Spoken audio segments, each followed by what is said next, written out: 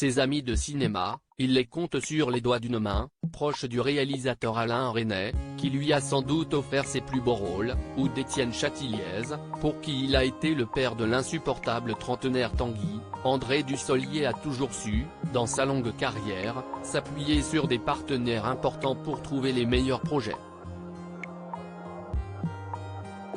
Un don qui lui a permis de rencontrer des réalisateurs et des acteurs importants et de vivre des expériences inoubliables.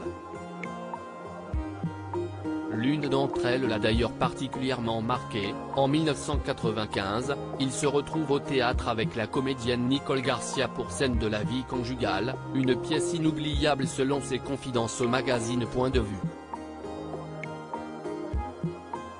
Les deux acteurs, du même âge, sont également passés par le conservatoire tous les deux. Avec Nicole Garcia, j'ai vécu une expérience très forte au théâtre, Scène de la vie conjugale en 1995, mais ne nous faisons plus que nous croiser, raconte-t-il. Les deux se recroiseront plusieurs fois, notamment sur les planches pour La chèvre ou Qui est Sylvia, une pièce dirigée par le fils de Nicole Garcia et pour laquelle celle-ci s'était confiée sur leur amitié aux Parisiens. L'alchimie entre nous est intacte. Quand on joue ensemble, quand je le regarde, tout s'incarne aussitôt. Il me fait immédiatement entrer dans la fiction. Des amitiés inoubliables. Ils avaient également joué ensemble dans le film Belle Famille, réalisé par Jean-Paul Rappeneau en 2015. Mais Nicole Garcia n'est pas la seule ancienne du conservatoire à être toujours aussi proche d'André Dussolier. De nombreux anciens copains ont également eu une carrière remarquable.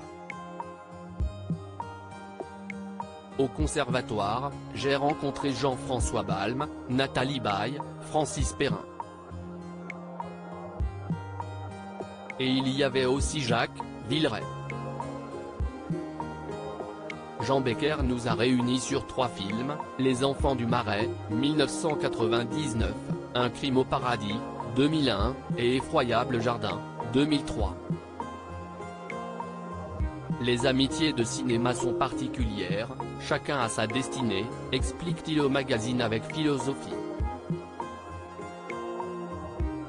Conscient des belles rencontres qui ont émaillé sa vie, l'acteur se souvient notamment de Jean-Pierre Jeunet, avec qui il a travaillé pour Le fabuleux destin d'Amélie Poulain ou encore d'Étienne Châtilliez, dont il apprécie l'insolence, et de François Ozon dont l'inventivité lui a plu. Mais si est une autre rencontre qui a marqué sa vie à jamais, Alain Resnais.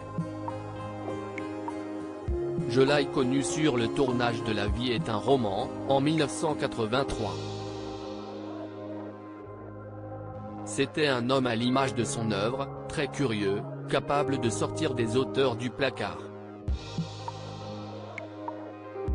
Sabine Azéma, la dernière femme d'Alain Resnais, note de la rédaction, a toujours fait le lien entre nous, en dehors de nos 6 films ensemble. Notre amitié perdure. La mort d'Alain, en 2014, note de la rédaction, n'a rien changé, raconte celui qui a partagé de nombreuses fois l'écran avec la comédienne. Une belle relation.